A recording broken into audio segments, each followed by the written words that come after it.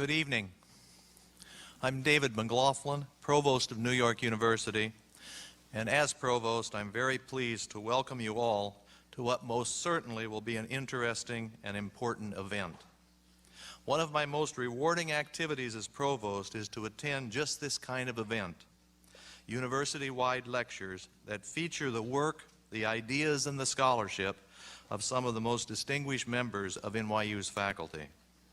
This evening is particularly gratifying as tonight's event marks the inauguration of a new lecture series that will highlight the work of the university-wide institutes that my office supports and oversees. Lectures in this new series will be held twice a year, with each lecture hosted by one of these institutes. The 10 institutes nourish interdisciplinary collaboration and cross-school activities. They span a wide array of disciplines, each drawing together groups of scholars from across the university and beyond.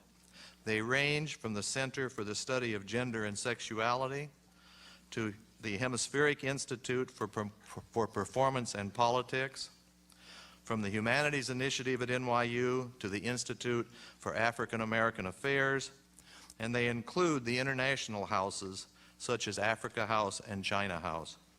The oldest, the New York Institute for the Humanities, was founded over 30 years ago. The newest, the Institute for Public Knowledge, was established just 2 years ago.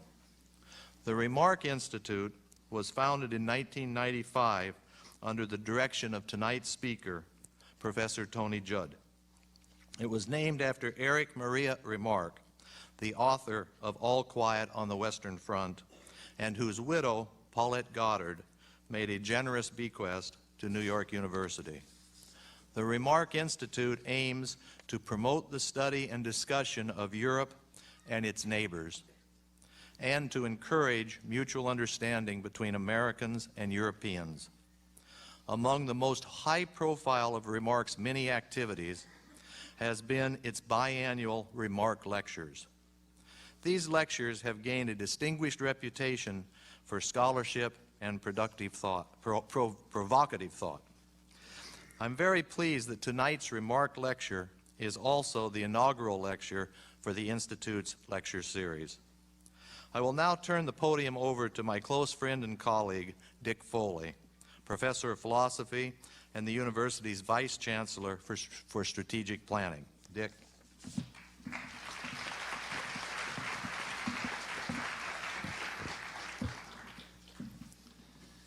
Welcome, everyone. It's my great pleasure to introduce Tony Judt tonight.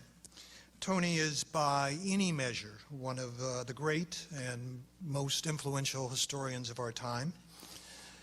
He's been at NYU for more than 2 decades now, 22 years to be exact. He's served many capacities here at NYU, chair of the history department, dean of humanities, university professor, as Dave said, also founder and director of the Remark Institute. He came here to NYU from Oxford. Prior to that, he had been at UC Berkeley and King's College, Cambridge. He has, of course, been a prodigious publisher, 13 books, starting with early works on French socialism and intellectualism, to his magisterial but also hugely readable History of Europe since 1945, and his very most recent book, Reappraisals, Reflections on the Forgotten 20th Century. His list of awards and honors seems almost endless. American Academy of Arts and Science, British Academy, Royal Historical Society, Guggenheim Fellow. His book on post-war Europe has been translated into 19 different languages. It's won the Arthur Ross Prize, the Remark Peace Prize, the Bruno Kreisky Prize, the European Book Prize, and he himself, for lifetime achievement, has won the Hannah Arendt Prize and the Orwell Prize. This is, of course, a spectacular resume, but even it does not capture the full impact and certainly not the texture of Tony's work, which I like to think is linked to one of the qualities about Tony that I admire most, his engagement with the world and the foundation of his work in things that he himself has done, seen, experienced. This engagement began early for Tony. His education was at the finest European institutions, Cambridge and École Normale Supérieure. But before entering Cambridge, he spent what we would now call a gap year in Israel, where there he farmed on a kibbutz and served as a driver during the Six-Day War in 1967. As a young man, he also traveled extensively and exhaustively in Europe, seeing firsthand how it hung together, or in some cases did not hang together. Even now, to this day, he can tell you, as one of his many side expertise, just how long it takes to get by train from, say, Bucharest to Hamburg, what time the trains leave, which track they leave from, where you will have to change.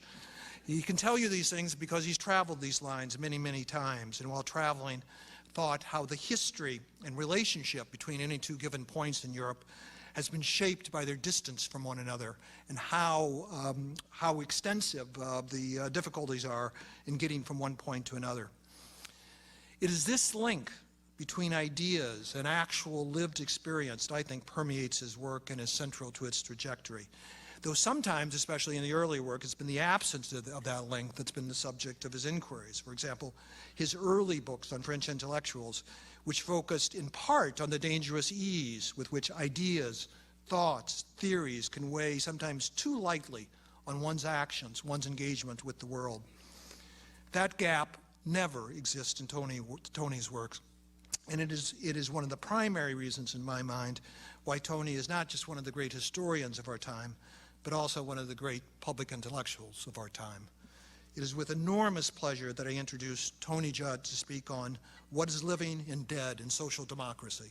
Tony Judt.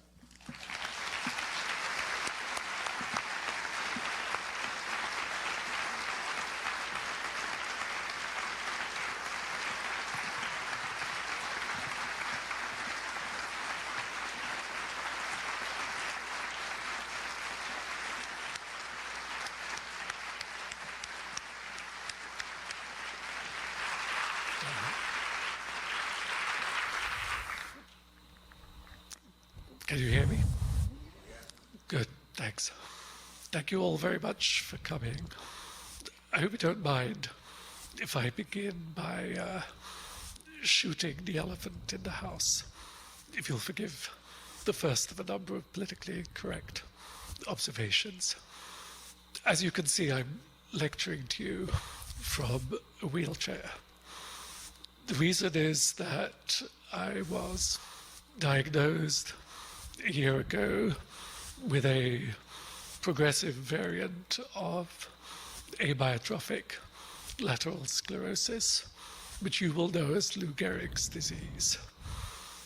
This destroys progressively most of the muscles in the body, and in my case, as you can see, it's produced a situation where I'm paralyzed from the neck down, and also use this rather ridiculous-looking tube on my face to breathe, since those muscles don't work either.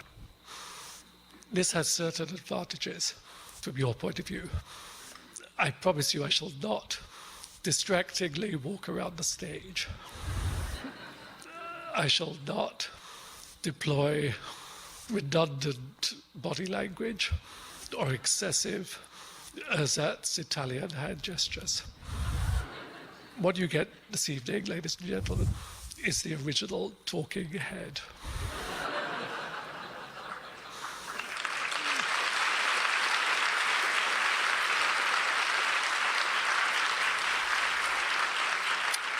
Thanks. I should say just a couple more points.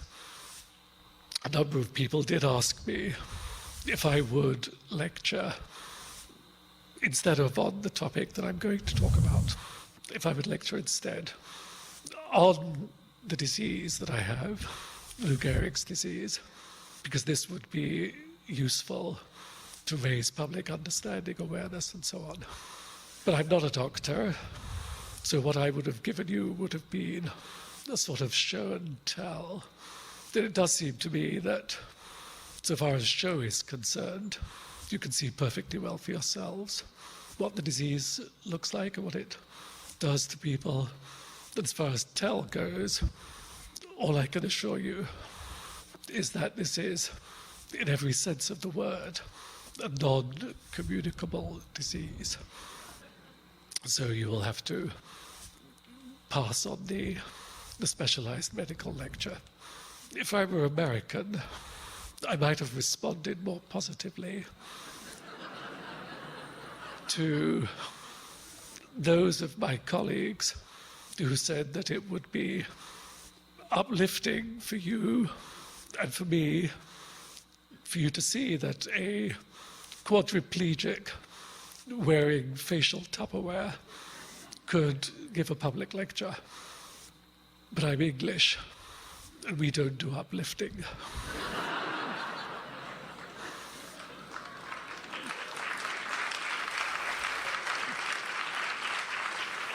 There is, however, one last point, a connection between my condition and my subject. And it's this, that if I lived in Sweden, I would get at least as good medical treatment, but I would save about $100,000 a year.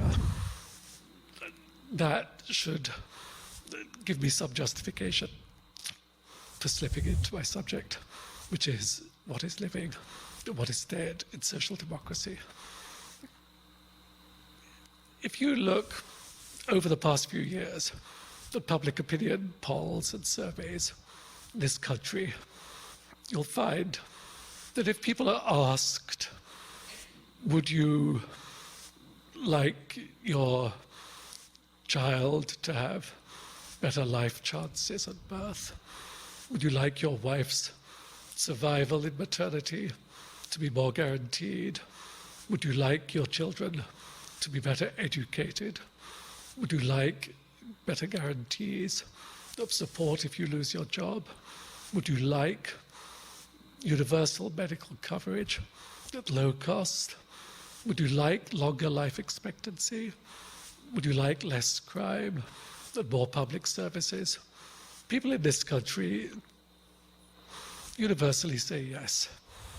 If they're then told that these things are available in Austria or Finland, Sweden, Denmark, Norway, the Netherlands, and that they come with somewhat higher taxes and an active role by the state in their provision, they say in those same surveys, no, we do not want socialism.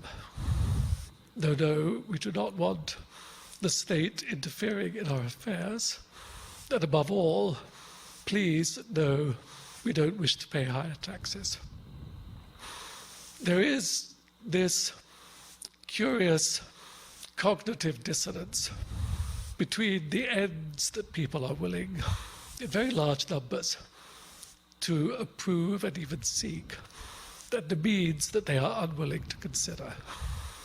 And I want to ask initially why that is. Obviously, this is an old question in the United States. Over 100 years ago, the German sociologist Werner Sombart asked, why is there no socialism in America? And there are many answers to this, some of which are deeply structural, some of which have to do with the sheer size of the country. It's very hard to institute organized collective activity and services in countries which are essentially empires in scale, whether they are the United States or Brazil or elsewhere. There are also cultural factors of which we're all very well aware. There may also be considerations about which we could not do anything even if we wished.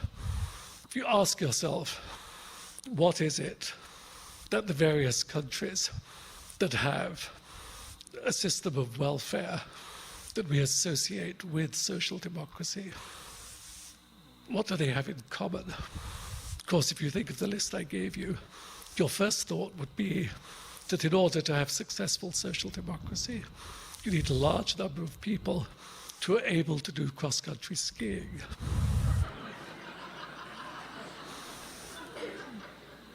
But it's not by chance that the kinds of system that I'm going to talk about this evening are most successfully implanted in small, homogeneous countries. Scandinavia, Austria, the Netherlands, to take the best-known cases.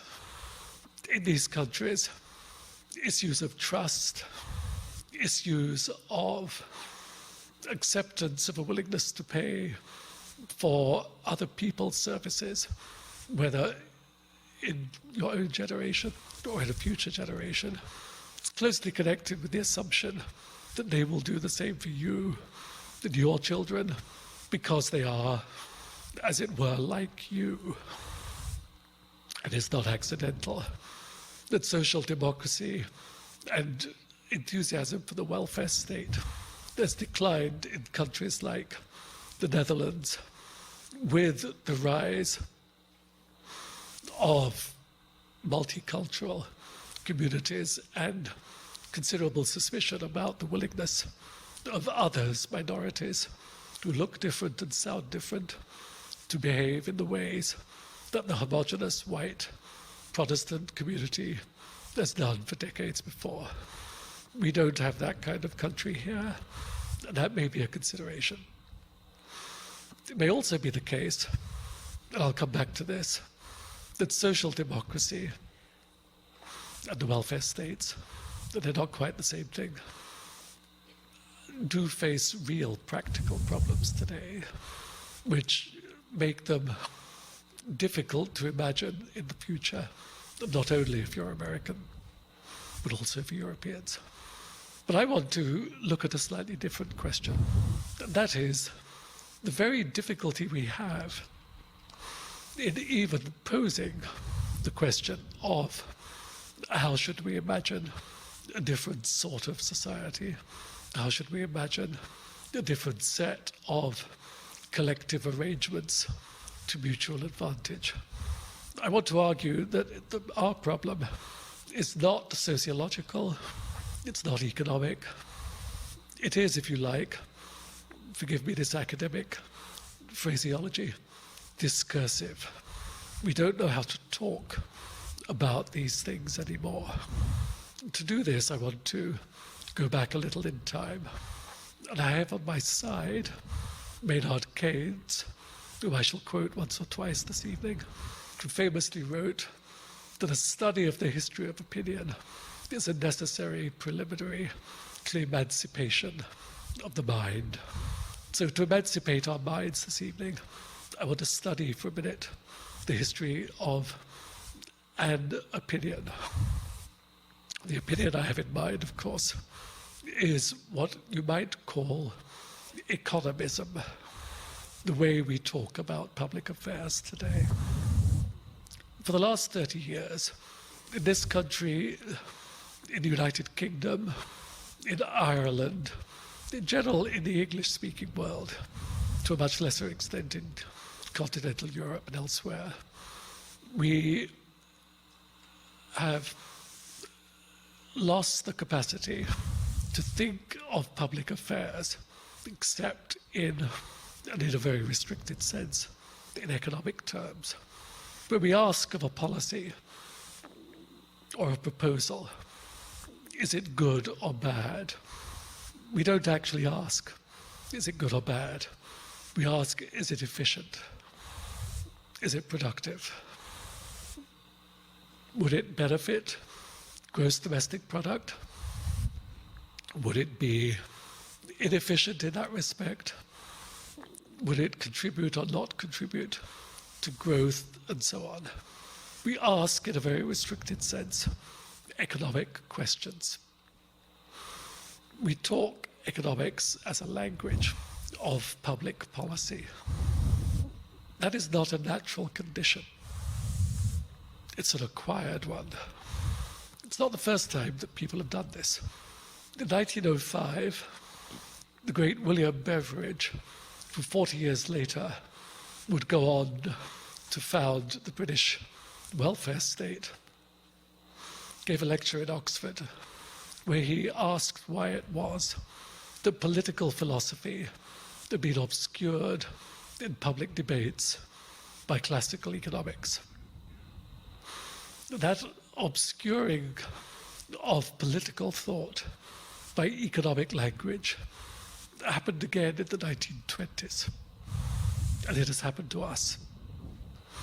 And it's been going on for a while now, so we've lost, many of us, the capacity to realize that is in fact an acquired condition.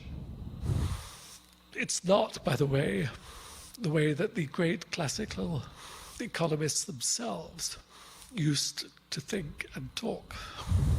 If you go back to the 18th or 19th century, considerations of ethics, of what Adam Smith called moral sentiment, were uppermost in economic conversations. And indeed, the idea that we might reduce public debate, public policy considerations, to purely financial or economic calculations was already in the 18th century something that worried the more perceptive observers of the early years of capitalism. Condorcet, the Marquis de Condorcet, in the late 18th century in France, shortly before the Revolution, expressed to him the horrifying thought, and I quote, that liberty will be no more in the eyes of an avid nation, he meant France, than the necessary condition for the security of financial operations. The idea, in short, that we would mistake the freedom to make money for freedom itself. How did we come to think in exclusively economic terms, such that when we have a purportedly national debate about whether or not we should fix our collective arrangements for healthcare, we can only ask, how much will it cost? Who will pay? How much are we willing to sacrifice? And will it be efficient? Rather than, is it good? Is it right? Is it wrong? Is it bad? Is it just? Is it fair? I think I can answer the question. We live, all of us, in the long shadow of a debate that most people in this room will be quite unfamiliar with. If you ask yourself, who are the founding fathers of American and English economic thought today? They are, depending on which particular aspect you look at, 5 men, some of whom will be familiar to you here. Ludwig von Mises, Friedrich Hayek, Joseph Schumpeter, Karl Popper, and Peter Drucker.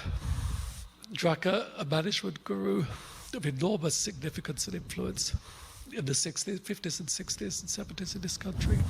Popper, the great theorist of the open society and its enemies and of totalitarianism. Hayek, the founding father of, as it were, the Chicago School of Economics. Mises, his colleague. Schumpeter, the theorist of creative destruction in capitalism. All 5 of these men were born within, forgive me, a short train journey of Vienna. 4 of them were born in Vienna, 1 of them in Moravia, a few dozen miles to the north. They were all influenced, shaken up by the interwar catastrophe that hit Austria. And little Austria is the source of much of the way we think and fail to think in public life today.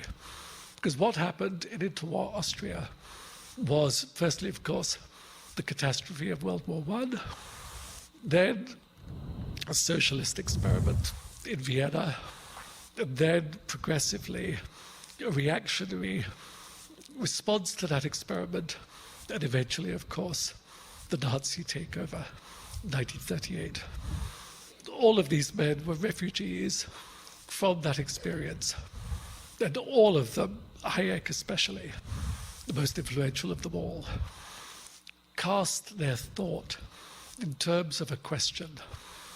Why did liberal society fall, fail, collapse in the face of the challenge of totalitarianism and give way to the extreme right in that case, in the Austrian case? Their answer was because of the unsuccessful attempts by the left to introduce state-directed planning, state-directed services, state-led economic activity, and so forth. That, in other words, the great collapse of European civilization, that for them was the defining quality of the 20th century, the defining question of the 20th century, that had been brought about by the failure of the left. First, to achieve its objectives, and then to defend liberalism against its failed objectives. And their conclusion was, quite simply, that in future, the best defense of liberalism, the best defense of an open society, the best defense of freedom would be to keep government away from the economy.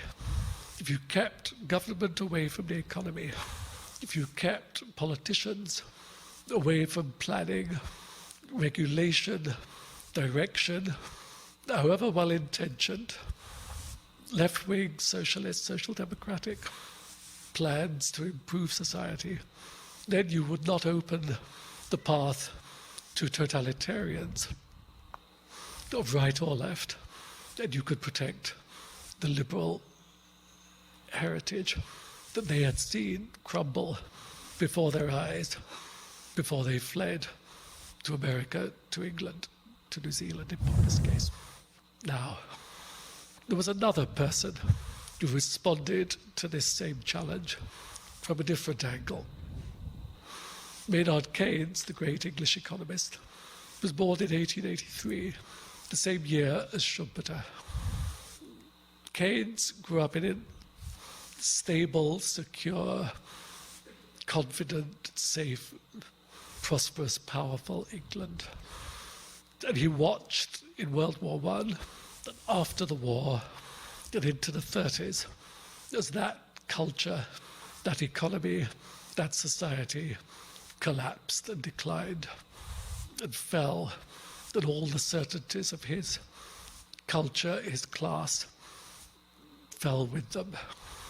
Keynes responded to the same questions that Hayek and his Austrian colleagues had posed, with a different answer. Yes, he said, the collapse of liberalism, the collapse of the confidence, the certainties of the 19th century is the great question of our time.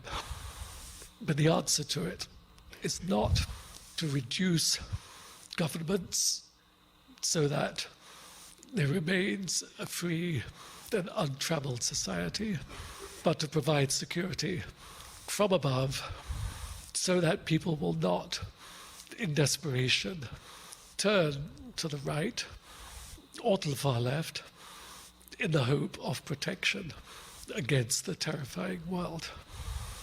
Keynes's response, in other words, to the question he posed in 1944, which was, how shall we provide after the war a security which will prevent a return to the pre-war conditions, was that there must be an increased role for the state. Hayek's was that there must be a reduced role for the state.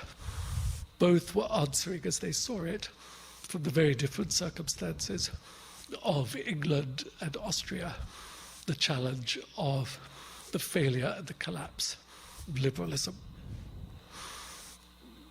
Hayek, in 1945, in his classic, The Road to Serfdom, famously wrote speaking of the Labour Party program which wanted to introduce a welfare state, and I quote, "No description in general terms can give an adequate idea of the similarity of much of current English political literature," he meant the Labour Party program, "to the works which destroyed the belief in Western civilization in Germany and created the state of mind in which Nazism became successful." In other words, if the Labour Party won in 1945, Nazism would come to England. The Labour Party did win. It implemented policies very close to those which Keynes had advocated. And in England, as in much of the Western world, for the next 30 years, this debate, so to speak, was won by Keynes. Since the 1970s, we have seen the, as it were, revenge of the Austrians. But it bears consideration that in effect what we have done is live through, since the 1970s, the echo, the dim echo like a fading star of a debate conducted in the 1930s and 40s about how to defend liberalism against totalitarianism. And in the shadow of that debate, we've learned to talk public policy as neoclassical economics. And this is our problem. The welfare state, which Keynes, Beveridge, and many continental Europeans set up, had remarkable achievements to its credit. Some countries it was social democratic. In others, like England, for example, it was really simply a set of programs to alleviate poverty.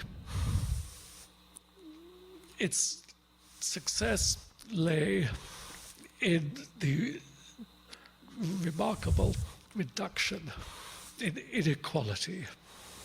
If you compare the range between wealth and poverty, between rich and poor, between high incomes and low incomes, in all continental European countries, and Great Britain, and the United States, from the 1930s to the 1960s, you see a quite drastic shrinking of the gap. With that shrinking of the gap went, along with many other social benefits, the collapse of the fear of a return to extreme politics, the politics of desperation, the politics of envy, the politics of insecurity, and so forth. And we, the Western industrialized world, lived in a 30-year paradise, if you like, bubble, if you will, of security provisions. Now, the paradox of the welfare state and of the social democratic states of Europe was quite simply that its success undermined its support. Firstly, people forgot why they wanted these kinds of securities in the first place. The generation that remembered the 1930s, which was the generation which remained politically active through the early 70s, in all of the West, was implicitly and quite often explicitly committed to preserving those institutions, those systems of taxation, those systems of social services, state provision, which would prevent a return to the remembered horrors of the 1930s. This was true, by the way, of the middle class as much as it was of poorer social classes. what social democracy in Scandinavia, the welfare states of continental Europe and the UK did for the middle class was, if anything, more strikingly effective in binding the middle class to liberal democracy than it was for the working population. Because the middle class got, by middle class I mean the European sense, professional people, people with solid, secure incomes, but not rich.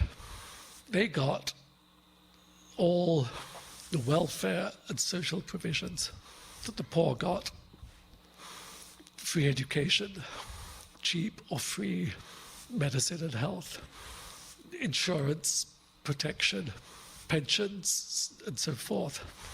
But they were therefore left with a much greater disposable income, since they did not have to spend their own earned income on these things beyond what they paid in tax. And so the middle class of Europe, precisely that class which had been most adrift in the 1930s, was bound closely to the post-war democratic states by the very social systems that had been introduced in theory to benefit those below them. The forgetting of these background considerations was an important part of what happened in the 70s. Since the 1970s, inequality has opened up again. The inequalities, which were diminished steadily in the West from the 1870s through the 1960s in a variety of ways, were reopened and expanded and increased. Today, the so-called Gini coefficient, which is an economic measure of the gap between rich and poor, wealth and poverty, is the same in this country as it is in China. When you consider that China is a classic case of a developing country where there is bound to be huge gaps between the wealthy few and the impoverished many, the fact that we in this country have a wealth gap approximating to that of China tells you something about how far back we have moved. More than that, take a look at the 1996 law introduced and signed by Clinton, the Personal Responsibility and Work Opportunity Act, the more Orwellian title I could not offer you. It's the act which essentially reformed welfare in this country. It should remind you all of another act passed in 1834 in England, the so-called New Poor Law. Please don't shake your heads. You all know the New Poor Law very well. The reason you know it, of course, is because in his second complete novel, Charles Dickens targeted the New Poor Law, which introduced the workhouses. Oliver Twist is about the New Poor Law. When Noah Claypole famously sneers at Oliver and calls him workus, he was doing for 1838 what we do today when we sneer at someone and say, welfare queen, welfare. What we have done after a century in which we moved from the idea that people are full members of a polity by virtue of being citizens, we've moved back to the idea that you can only be the full member of a society if you work. If you don't have work, then you are in some sense an inferior person. You are slightly less of a citizen. You are required to do certain things. You must take a job at whatever wage is available. If you don't do that, then you're not entitled to the collective support of your fellow citizens. Your entitlement comes to you only if you pay a price in what you're willing to do and how low you are willing to go. The 19th century called that least eligibility. You went into the workhouse only if you were unable to find work, even at a rock-bottom wage. And for the next 100 years, 140 years, social reformers all across Europe and the States fought to get rid of this stigma. The stigma which defined citizens by their economic position, their ranking, their opportunity for work, their lack of it, how much they earned, and so forth. Rights were assigned people by virtue of their citizenship, rather than as a consequence of the status they held in the economic table, as it might be. We have reverted to that old system. We have reverted in this country and in England, and there have been moves, so far mostly unsuccessful, to do so in continental Europe as well. Why we should have felt the desire to do this is unclear.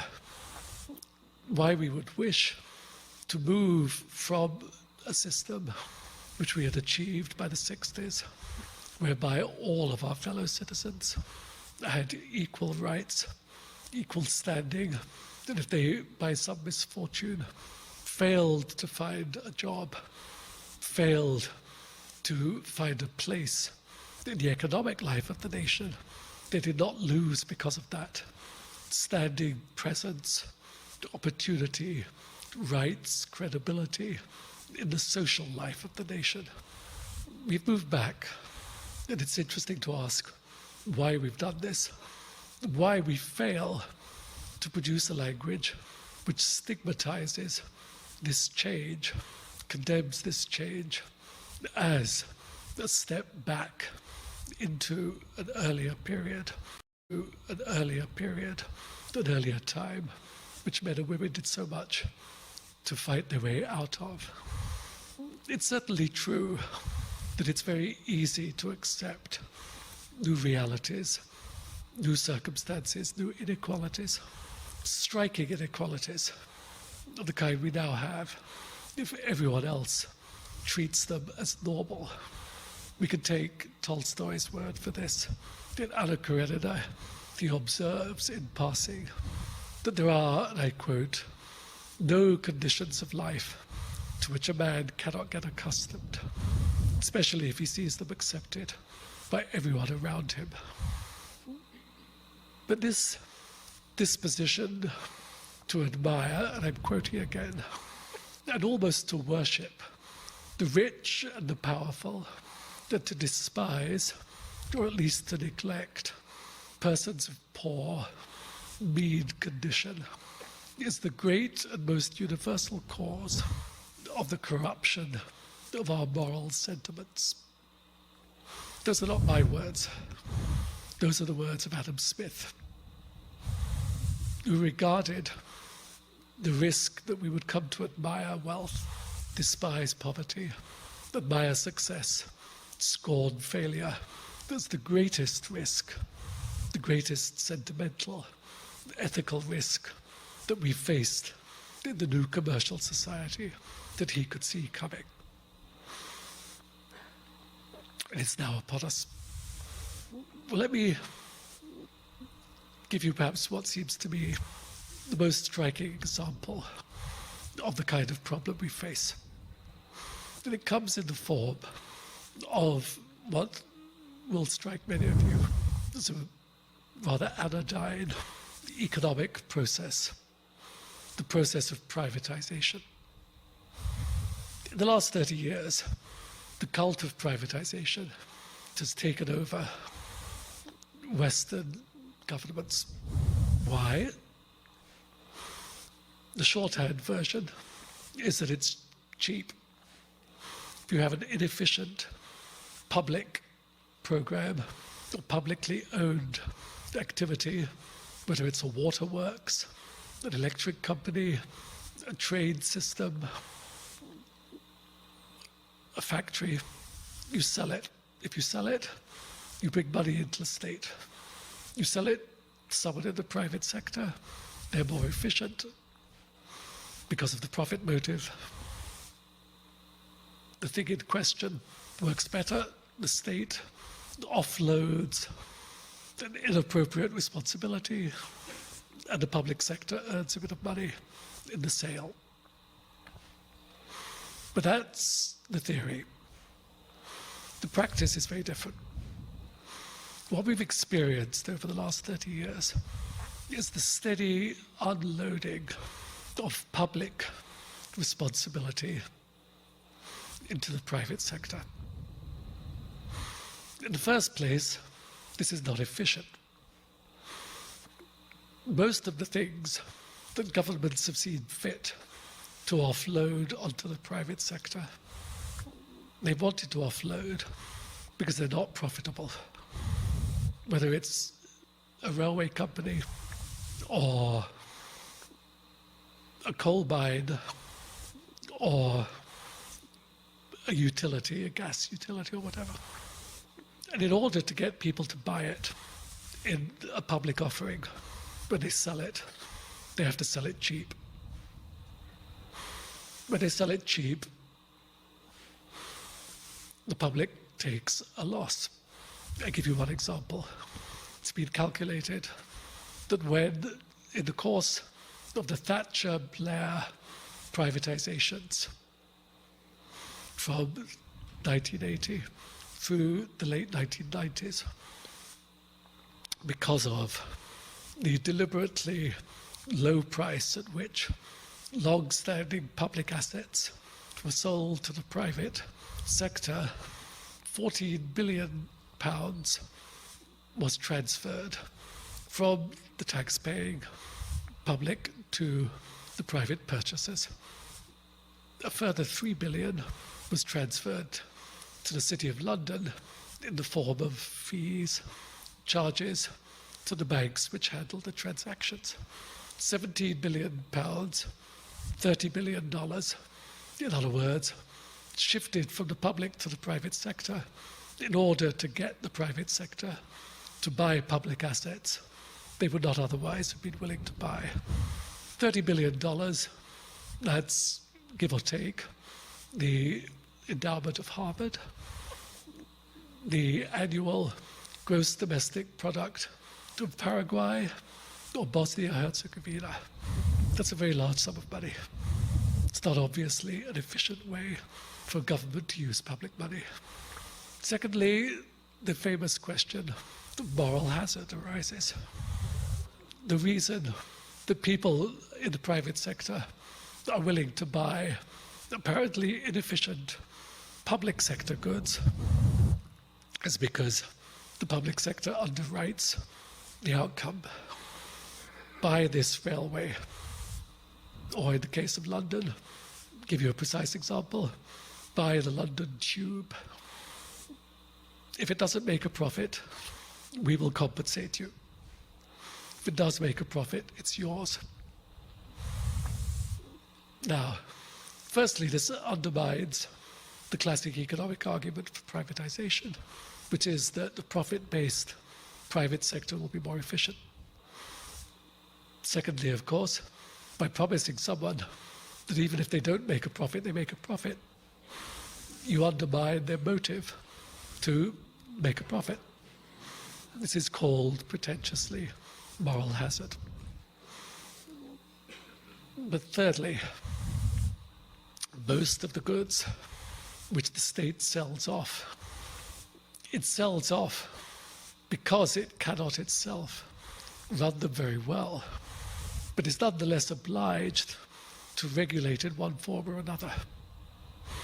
And as a consequence, it continues to subsidize, support, guarantee the private activities which remain half public, half private.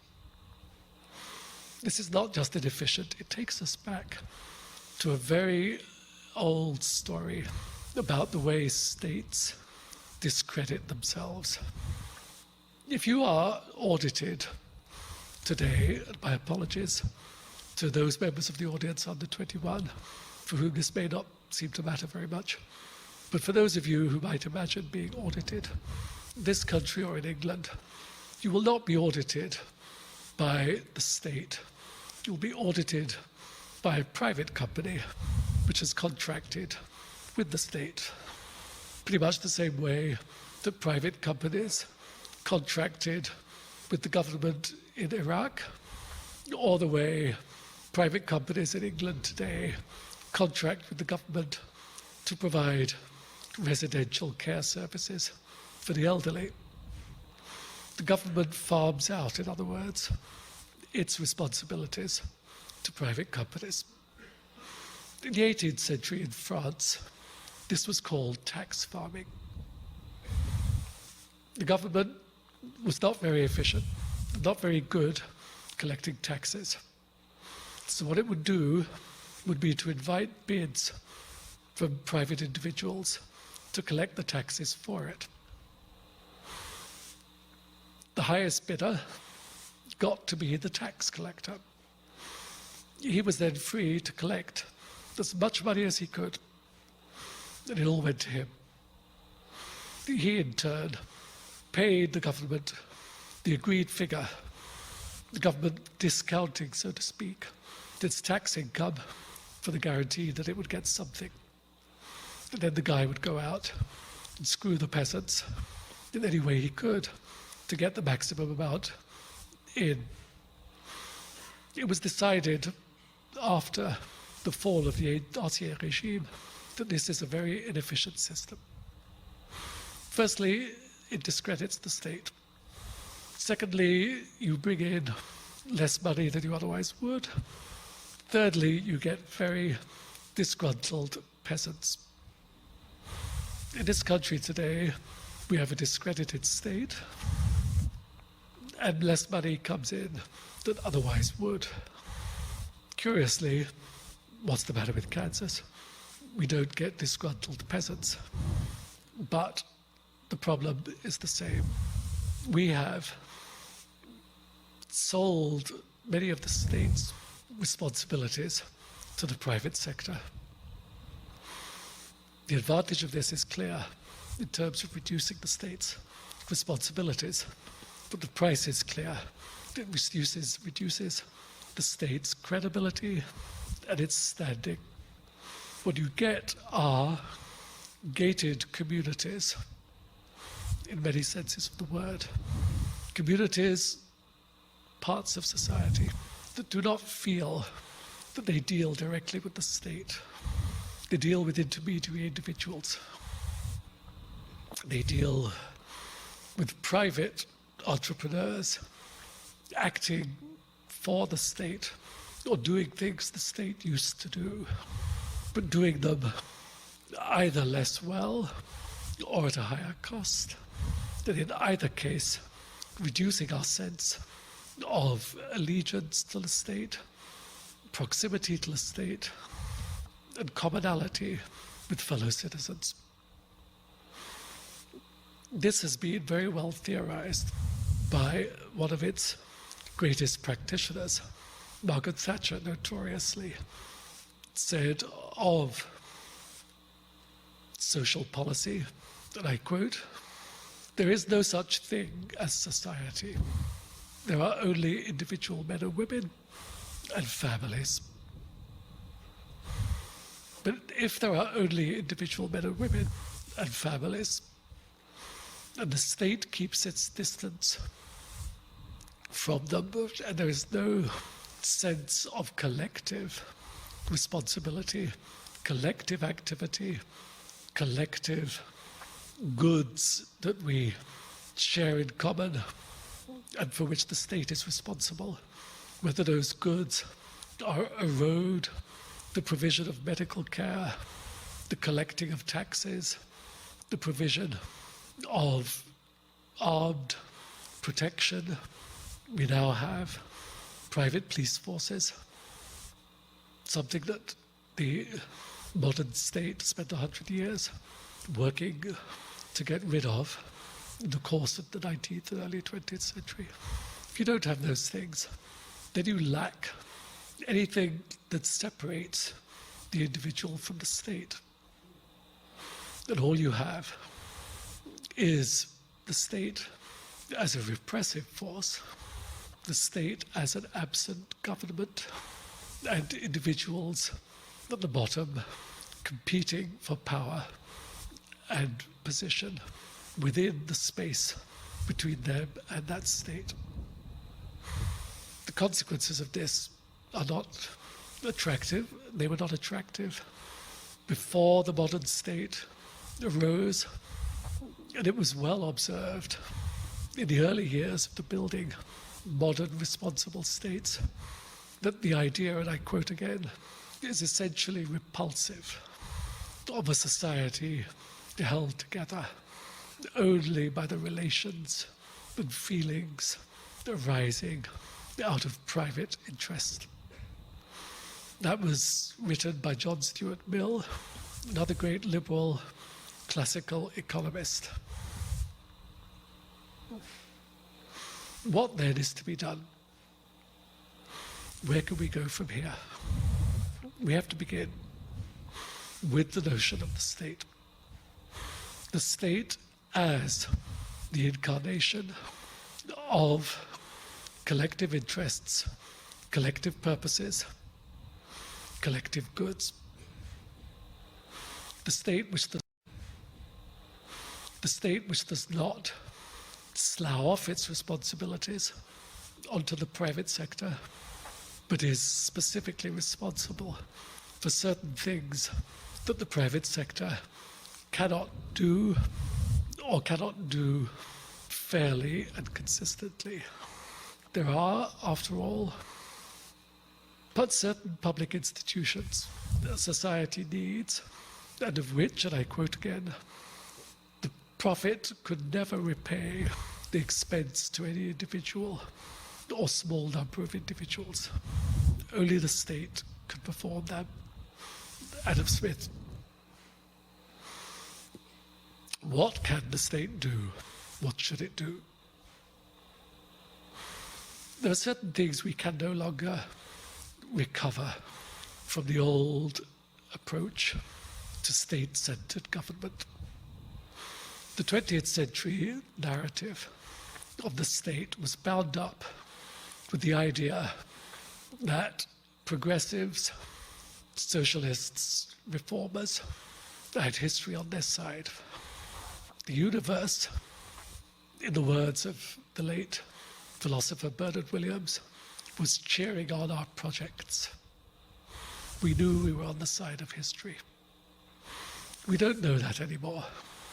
We don't have confident stories to tell about the purposes of history, about the way history is moving, the way societies are moving, the collective purposes that we could be sure we should be aiming at.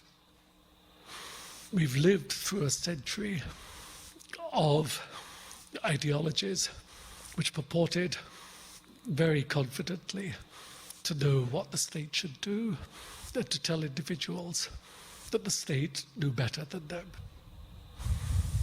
We can't return to that.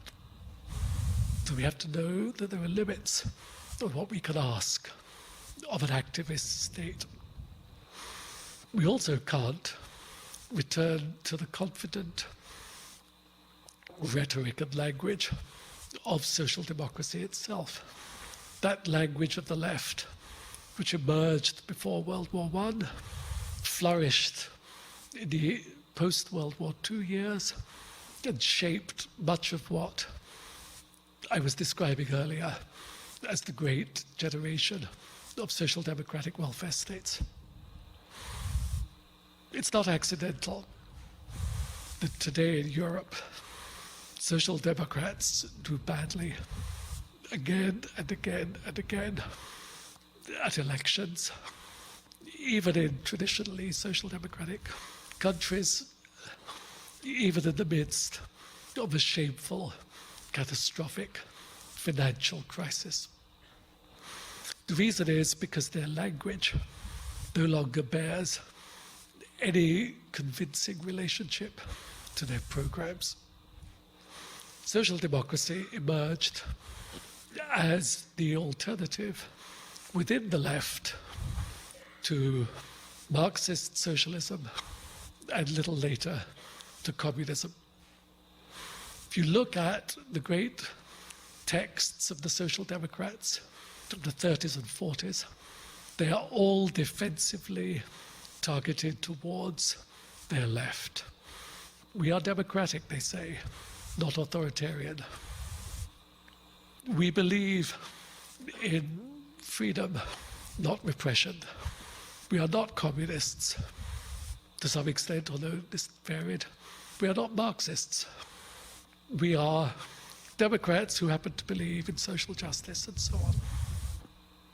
When the main objective of Social Democrats was to show that they were not communists and to implant themselves firmly in liberal societies as plausible alternative governments, this made sense. Today, this rhetorical tick makes no sense. It's not accidental that Angela Merkel can win an election in Germany against social democratic opposition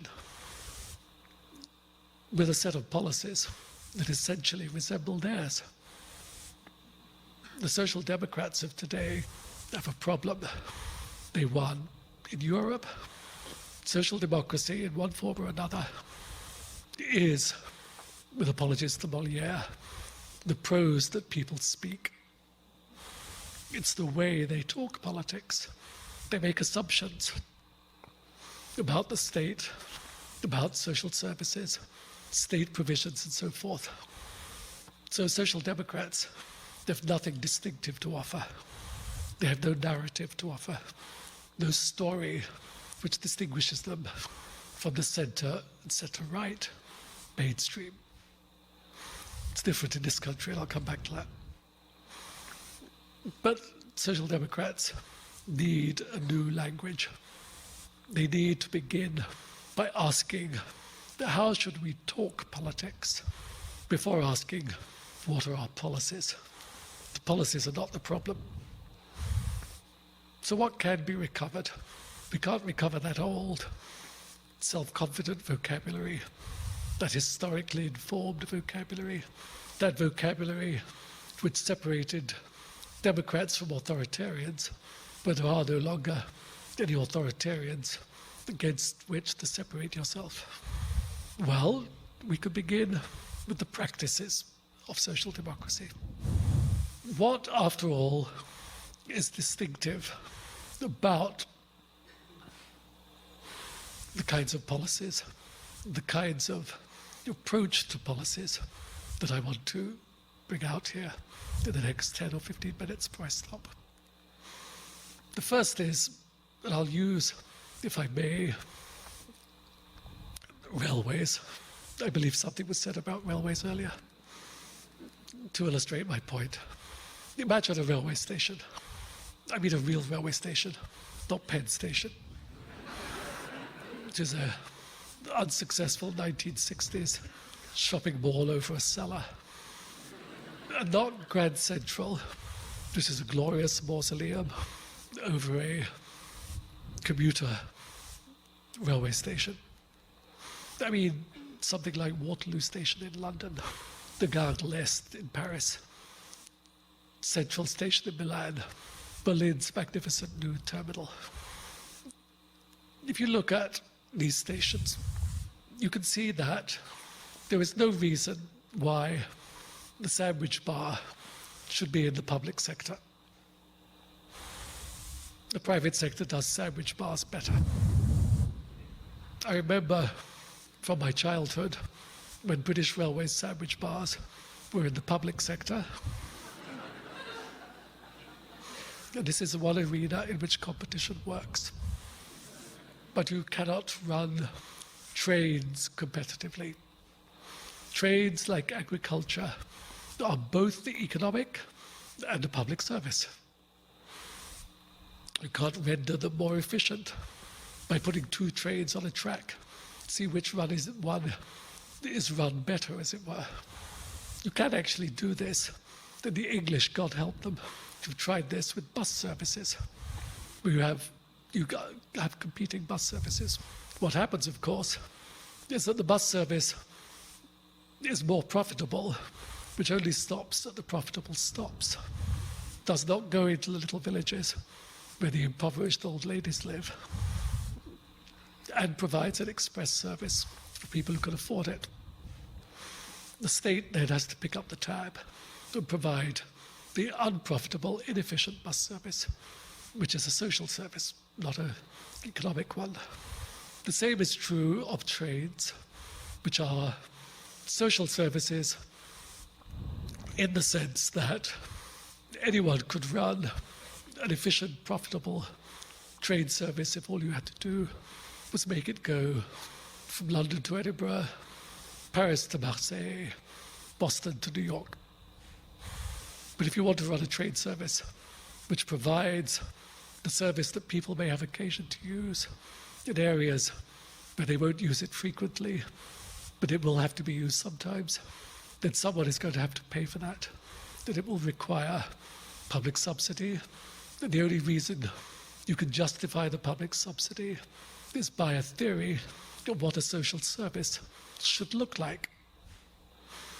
In 1996, the last year before the British trains were privatized, the British subsidy for the train service was £9 per head of the population.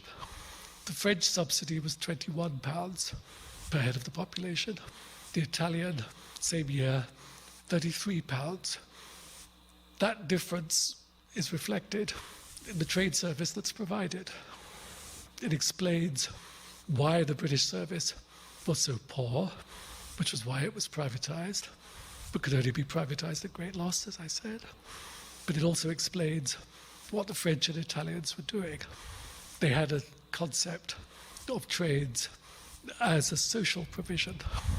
If you run a train to a remote country region, you not only keep that part of the society alive, you reduce the environmental damage that's done by the need to use cars if there is no train service.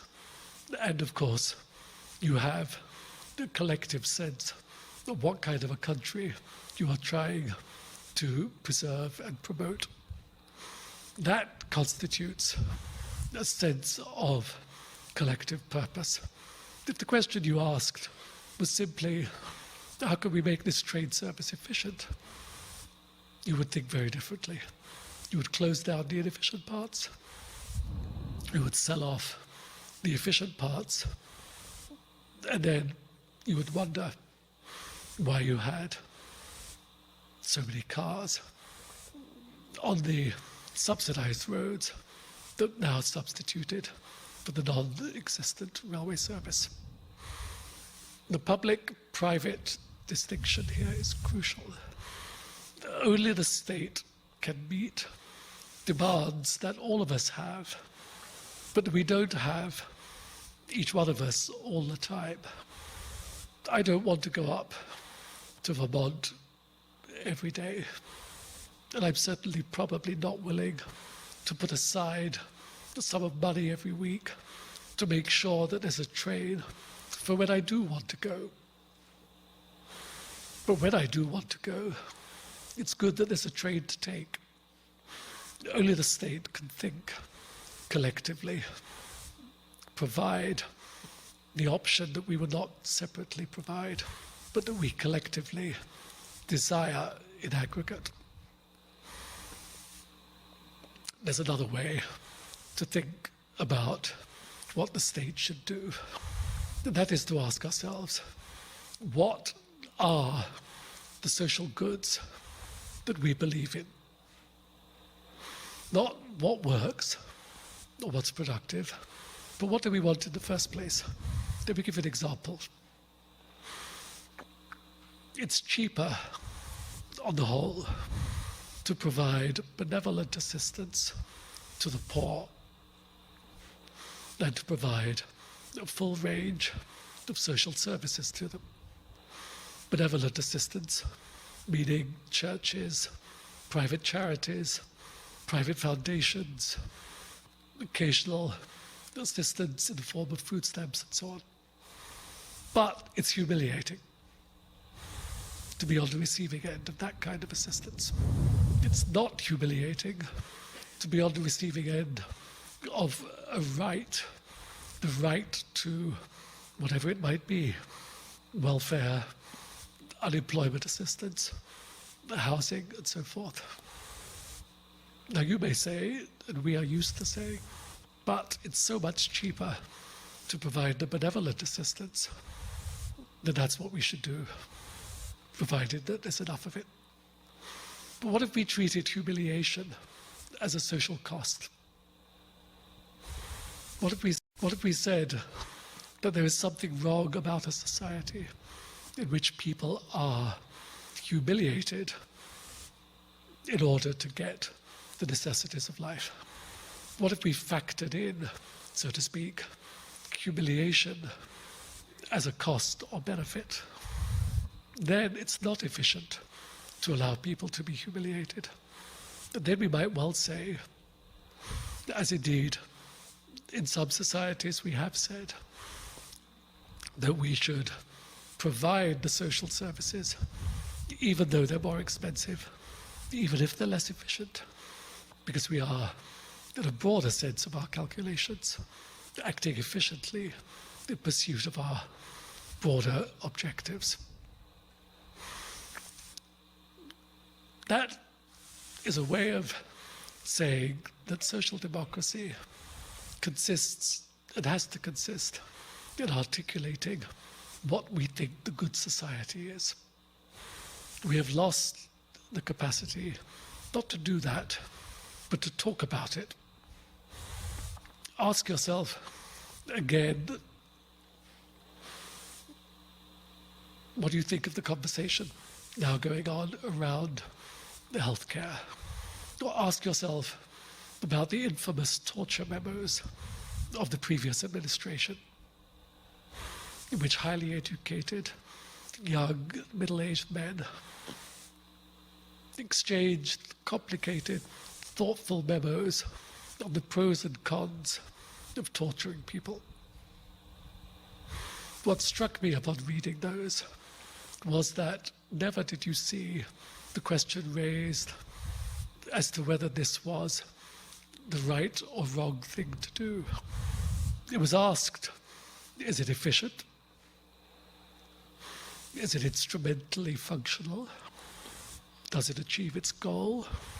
I saw one memo which even asked, in a sophisticated philosophical sort of way, whether on rural utilitarian grounds we should torture, i.e., is it wise to torture, even if it works, because we might be setting up precedents and practices that we would not, on other grounds, find very functional. But never was it asked, is this evil? Is this good? Is this right? Is it wrong? Is it just? Is it unjust? That's a vocabulary that we need to reintroduce into public discourse. We can do it by starting with the question of what kind of society we want. There are two ways to do that. One is, if you like, the normative way, to simply say, let's begin again to think what sort of purposes, what sort of narrative, if you like, within which we wish to place public policy debate, public policies, public choices.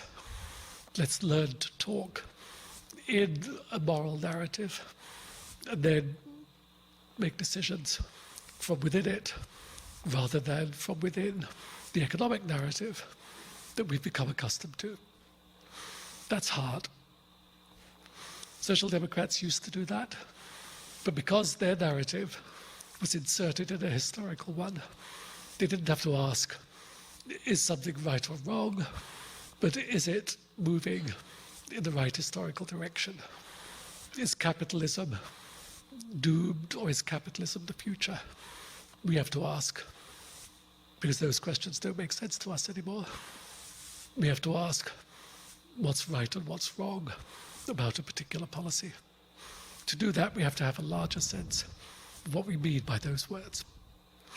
The second option would be to return to the 18th century, which I've quoted once or twice here, and ask, what is it about commercial society, as they called it, financial capitalism, as we might call it, that is abhorrent to us?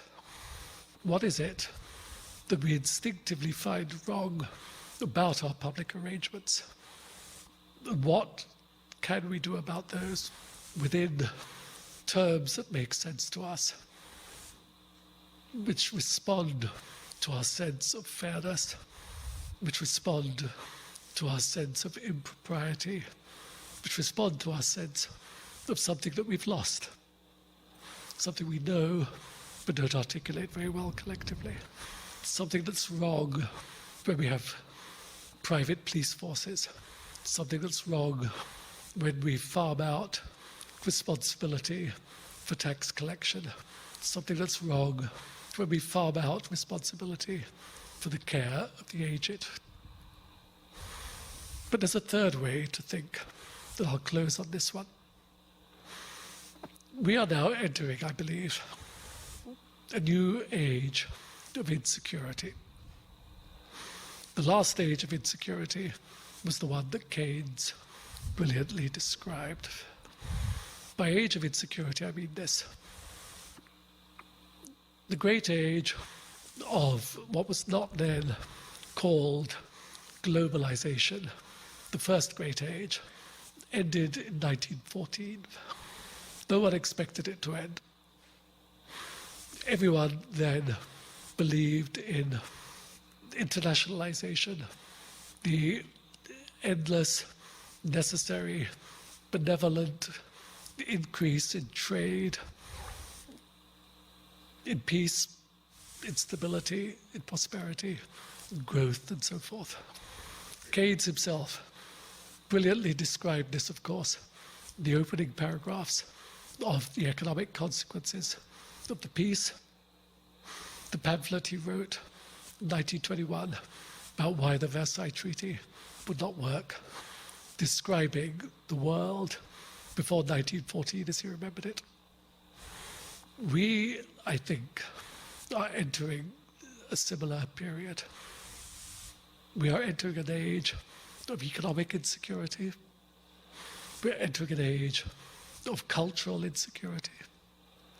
We're entering a period when people will no longer be so sure as they were from 1950 to 1980 that the world their children see will look like the world that they knew.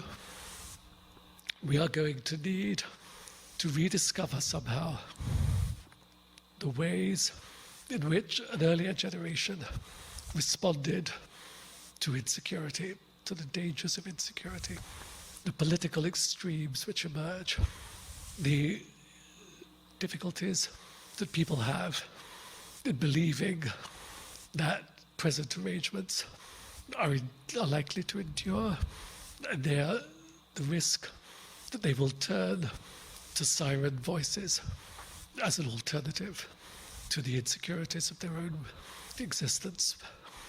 Social democracy in Europe, the New Deal here, the Great Society here, were responses to that insecurity from a generation which experienced it. We, I think, who have not experienced it, most of us, the younger members of the audience here, cannot know what it meant to see a world collapsed, the world of liberal Europe, that collapsed into the catastrophe out of which the Hayek-Keynes debate with which I began emerged and from which the Keynesian consensus that we grew up in was born, and which was forgotten in the reversion to a pre-Keynesian view of endless security, and therefore no need to worry about how to preserve it, of the last 30 years. If social democracy has a future, it has a future as the language of fear, if you like. Not the language of endless, hopeful progress, but the language of memory. When the social democrats of the 19th century first emerged, they were talking about the future that was yet to be created, in which there would be reduced inequality, public services, a state which acted on behalf of all, in which there would be collective purposes, collective services, collective institutions, public goods. That was achieved. We are now losing it.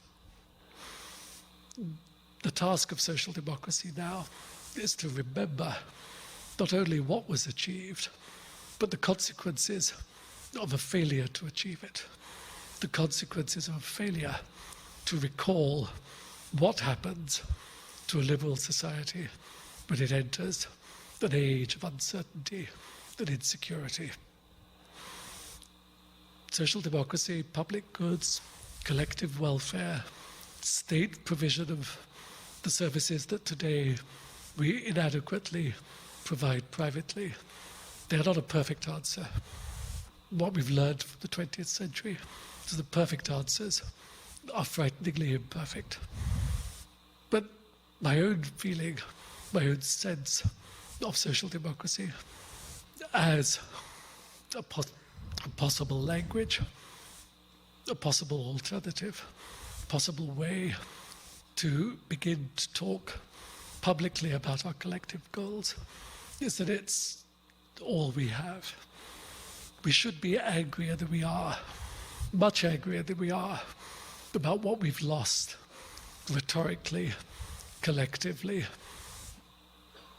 ethically, in the 3 decades that we moved away from the astonishing achievements of the previous 100 years.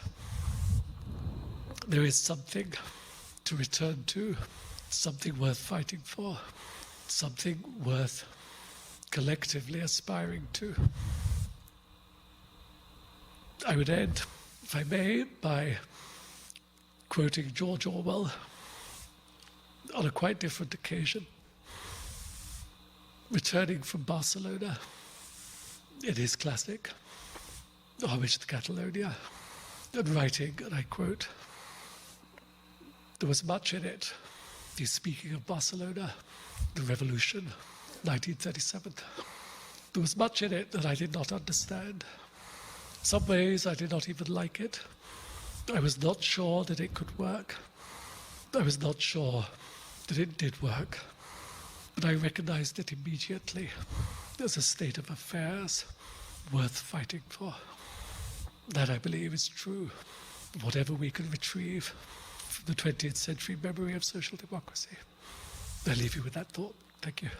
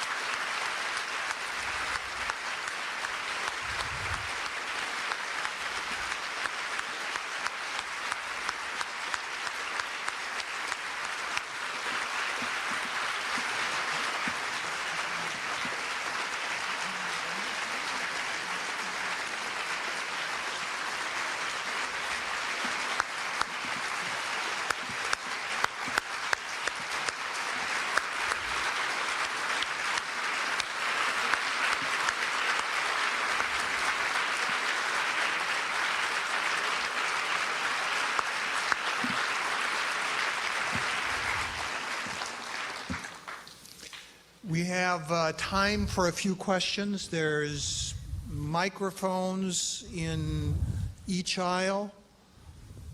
I would ask people to come forward. Keep your questions brief. Questions?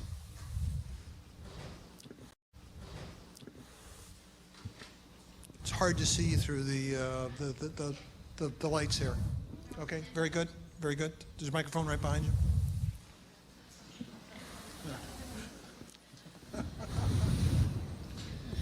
Okay, so on a daily basis, if you're having a conversation, say even a debate about some of these issues, and the word socialism is mentioned, sometimes it's as though a sort of brick has fallen on the conversation, and there's no way to return it to its form. It's sort of indistinguishable. What would you suggest on a daily argumental basis you would do to restore this conversation to its form?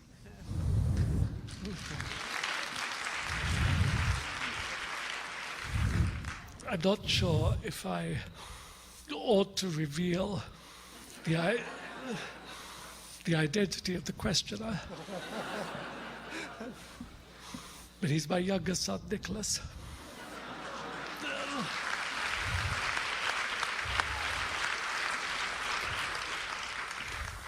And that kind of conversation happens with terrifying regularity at our dinner table.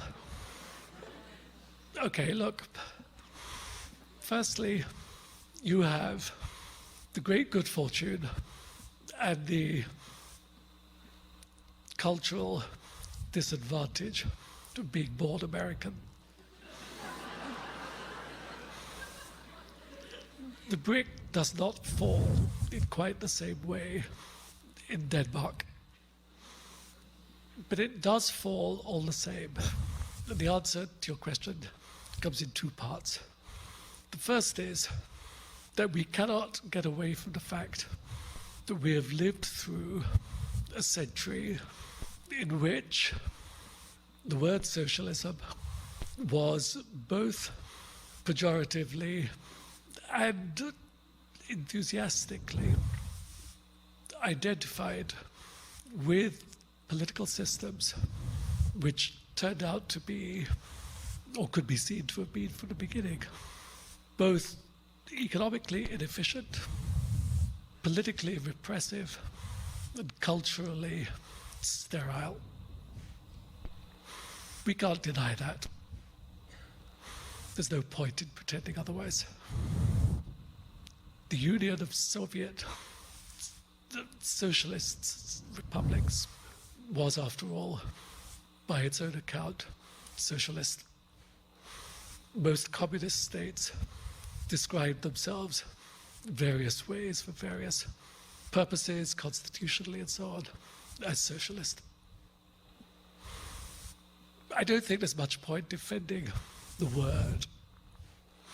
What we have to do is rather different, and that is shift the conversation from abstractions to substance. I'm not interested, even if I were to live another 20 years, in trying to promote some abstraction called socialism. If I'm going to promote abstractions, I'd rather promote justice or fairness. I'd rather promote equality. I would promote equality, by the way, not because this could get you off a hook on your socialist conversation, not because of a belief in the desirability of sameness, but because inequality advances many things that we do not like. Inequality advances poverty. Inequality advances ill health. Inequality advances shortness of life expectancy, poverty, ignorance, and many abstractions, which even in your brick-laden conversation, you'll have no trouble defending the undesirability of. We don't want inequality. We don't want injustice for many similar reasons. We don't want unfairness. And what I think can be reasonably well demonstrated is that a system which rests upon respect, admiration for wealth, respect, admiration for the acquisition of possessions and goods, advantage, privilege over persons who doesn't necessarily therefore become disadvantaged, unprivileged, with lack of access to necessities. That system cannot meet our desire, our intuitive desire for justice, for equality, for an end to unfairness, and so on. And that is why we need something other than what we have. Does not mean we need or want socialism. We don't have to resort to the isms of the 19th century in order to justify 21st century social purposes, social ambitions. But you do need to be much more willing than we are to say what is wrong with the way we currently live. That gets you off the hook of defending something which is not the alternative to what we currently do. There are many alternatives to what we currently do. Don't be on the defensive. Go on the attack. Ask if socialism is so very undesirable, what exactly is it that's so very desirable about a system in which over the last 20 years we have produced an outcome whereby the chief executives of the top 200 companies in this country earn approximately 365 times the average wage of their employees, when 30 years ago they earned about 45 times that amount. Something has gone wrong. It's not the absence of socialism. I hope that helps.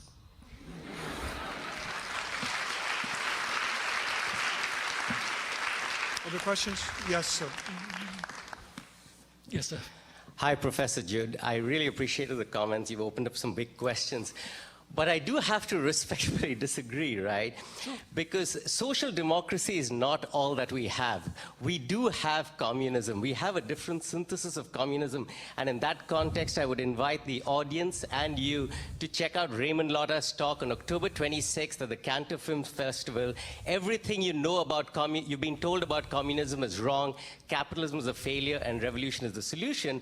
And it puts forth in Bob Avakian's new synthesis of communism, which builds on Mao's ruptures with Stalin and goes beyond, right? But a big part of it is the reason this has been ruled off the map is there are a lot of lies, slander, and disinformation about communism and the past experiences. We need a question, please. I really unite with your sentiments about torture, that the discussion isn't about whether it works or not works, right? But the point is that is it possible to talk about social democracy? We do need a question. Is it possible to talk about social democracy and these states' prosperity in Europe and the United States without talking about slavery, colonialism, and imperialism? Thank you. Tony? I will concede readily that it's extremely difficult to talk about the prosperity, the advantages, the success, the privileges of the social democratic capitalist states of the Atlantic and Northwest Europe.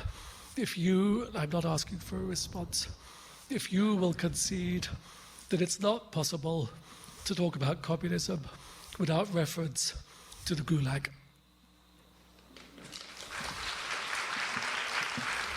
Yes, please. Yeah. Let me ask a devil's advocate question here. So you pointed out that social democratic countries with a higher level of solidarity basically work in small, middle-class, white countries which are ethnically not so diverse, which is kind of my observation as well. So do we have to choose between being ethnically diverse and multicultural on the one side, or having a society which depends on solidarity? So is that a contrast, or would it work otherwise? Lady, if I knew the answer, I'd be in Brussels running the joint. Look, I wasn't joking. Okay, I was joking, but I was only half joking on the subject of cross-country skiers. It is true that historically most of the successful solidarist experiments that have endured across generations and across classes have been in countries with few outsiders, few minorities, not necessarily rich countries. Scandinavia was not rich in the 1930s and 40s. Austria certainly not. But the problem of the minorities is a real one, but it should be understood politically and not culturally. The problem in, for example, Denmark, to take one case, or the Netherlands, is that the decline of the social democratic consensus is actively accelerated by politicians taking advantage of the presence of a visible minority, whether religiously visible or different color or linguistically different, to advance a local agenda. The irony is that very often that's an agenda that we would recognize as more or less social democratic. The great irony in Holland, for example, is that the most anti-Moroccan, anti-Muslim, anti-Islamic sentiments come from a party or two parties which advance what they call Dutchism, the belief that there is a native Dutch culture of tolerance, solidarity, mutuality, etc., which sounds an awful lot to our ear like social democracy, but which of course doesn't include these people from the outside who are thought not to share it. The task we face, in other words, is to redescribe social solidarity in languages which don't correspond so closely to the language of ethnic solidarism, the language of us versus them, the language of protecting us against the danger that they pose to our utopia, so to speak. That suggests to me that it's not impossible, that it's a political choice. There's nothing about Denmark today or the Netherlands which makes social policies of the kind they've practiced for 30, 40 years, public health policies, policies of social solidarity, policies of income transfer and so on. Nothing about their changed cultural mix that makes those technically impossible. They're rendered difficult by the uses to which cultural difference is put politically. So I see that as a political challenge, not some sort of structural impossibility. You think it's doable?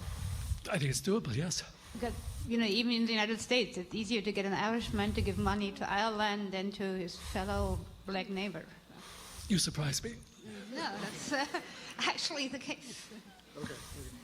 You want one more? Yeah, sure. One final question. One final question.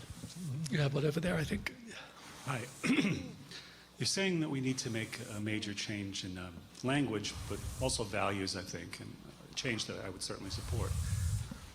We just went through a crisis that I think has the color of the issue that you're talking about, the financial crisis I'm talking about of last year and 2 years ago. And a failure of, I don't want to call it classical capitalism, but let's just call it a failure of capitalism, and a massively government response, which arguably stanched the damage. I find it dispiriting, and I'm curious to know if you do, that we just went through a crisis of failure of capitalism, successful government response, and yet the dialogue hasn't changed, the underlying feeling of it hasn't changed, and you're talking about having to make that kind of change, and we know our chief of staff just said you never waste a good crisis. I feel like, where's the change going to come from if we've just had this kind of crisis and there hasn't been any even the shadow of it? Okay, thank you. I don't agree. Can you hear me okay? Yeah. I don't agree that we went through the crisis of capitalism. As the Italians say, magari, I wish. We went through a very distinctive crisis of unregulated financial markets, and it was solved in a rather dispiriting way by the state entering in as the supporter of last resort to the practitioners of those momentarily failed markets. What is wrong is our failure to be more, I guess angry is the right word, that we are, that we should live in a situation like this and have no response to it. And this is not a uniquely American problem. The socialists of Europe, social democrats of Germany, the left in Italy, the left in France, God help us, have no response to this crisis.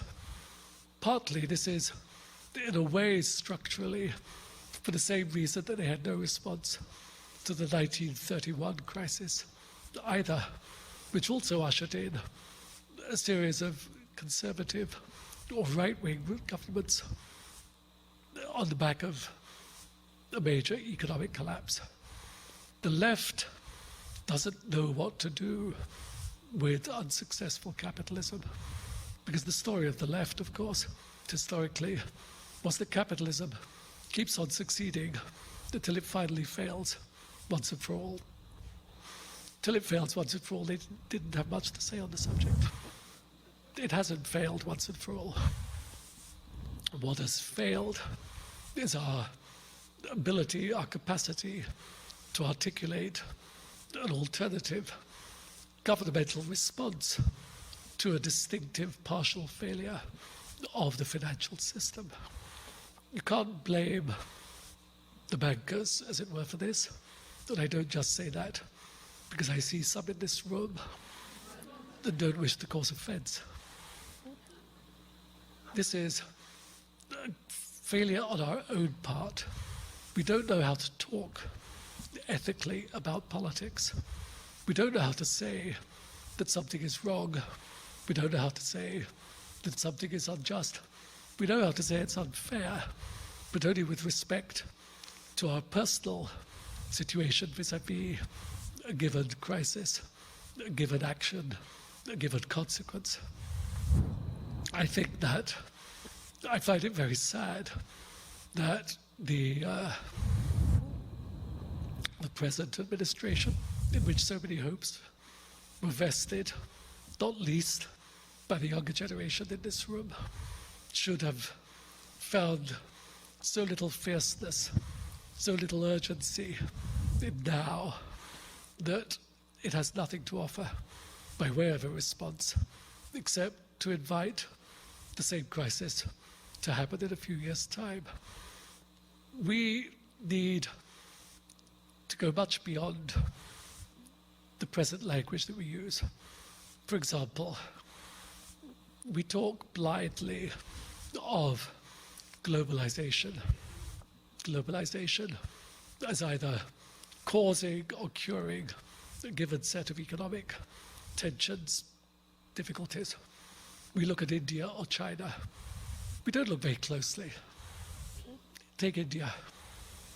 Approximately 1 billion people, about 400 million people estimated to be in paid work, 1.3 million of that 400 million work in the so-called new economy or any aspect of the globalized economy.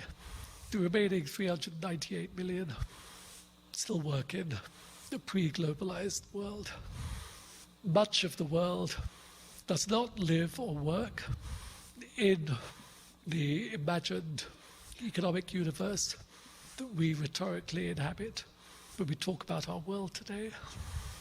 We need to ask very different kinds of questions about the choices and the politics that we opt for. One last point on that. We assume very readily that globalization is a given. We must adapt. Like it or not, good or bad, but we must adapt.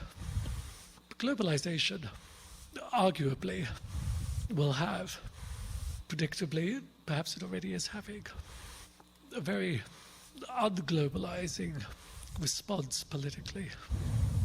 The globalization before 1914 produced the reversion politically to states, protectionism, authoritarian responses to outside threats, authoritarian protection against external insecurity, political responses to economic crisis. We shall probably, in the next decade, 2 decades, see the same thing, with the state as the intermediate institution, responding, acting, protecting well or badly, not clear, to the threats that globalization is perceived as posing to voting populations in individual countries. This may be an internationalized economy, but we vote politically, make political choices, still within individual states. So it's at the level of the state that we should be looking to see what sort of policies we practice, what sort of political language we favor, what sort of regulations we are willing to see. I don't think the issue of whether or not capitalism is going to collapse is on the table, but whether the state is up to the challenge of responding to the inadequacies of capitalism, that very much is on the table. It's been on the table on and off since 1914. What I think we don't realize is that it's back on the table in a more serious and significant way for the first time in 80 years. Okay.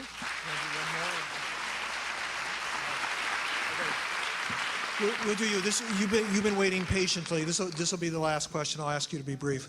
Patience is rewarded. My name is Joanne Landy, and I guess I just want to both appreciate what you say about how coarsened our society has become just in the last 30 years. I mean, when I was growing up, you didn't have homeless people, except for people who were mentally ill, but you didn't have people who were homeless like you see in today's paper because their house was foreclosed. This is now, and really since the age of Reagan, acceptable. And this acceptability, I think, is what you're challenging. At the same time, though, I don't think that the justice, equality, and what was the other one? Fairness that you hope to achieve, especially on a global basis, is really possible without challenging capitalism. I think that what we have now are corporate actors who are wreaking exactly the havoc that you describe on global populations and on us, and that unless we find ways to replace their rule with democratic rule, I think we're lost. You're right that we have to remember the Gulag, and I think that's the first thing we have to say is that we reject Stalin, Stalinism, and all of that, despite what the first speaker said. But I think what we need to do is find democratic ways to run ourselves locally and globally. Thank you. Tony? Well, motherhood and apple pie. I couldn't agree more. But I'm reminded of something in Beatrice Webb's memoirs. Beatrice Webb, the sanctimonious, self-important, self-sufficient, talented, gifted, pedantic,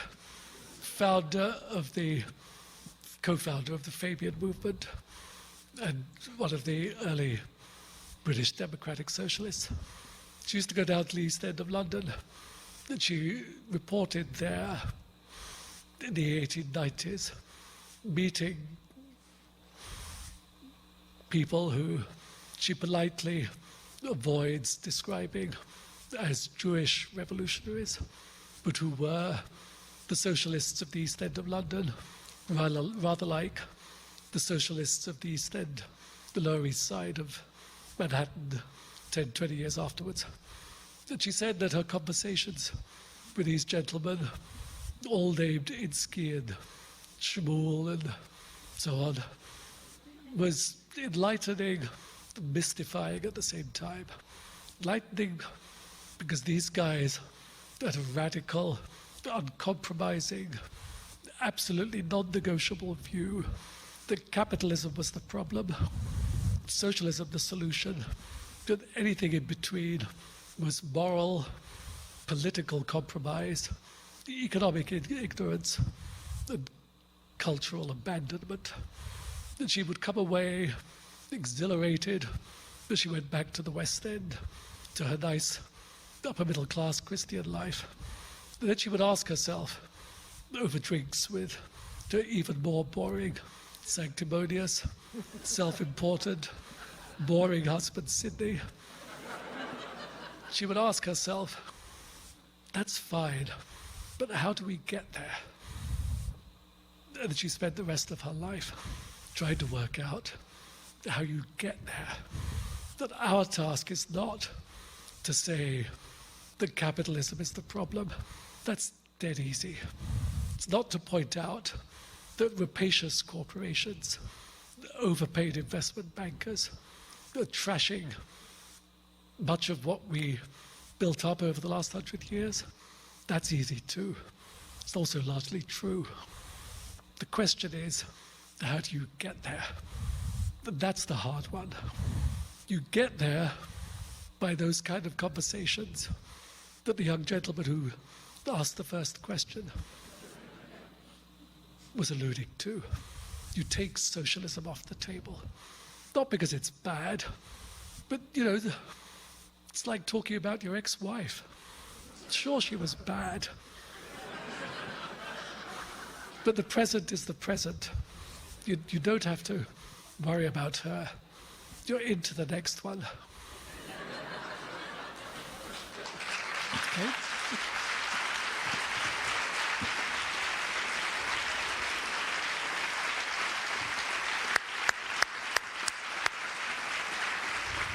So this was an evening that everybody expected it to be full of Tony's intelligence, his deep historical knowledge, and his courage.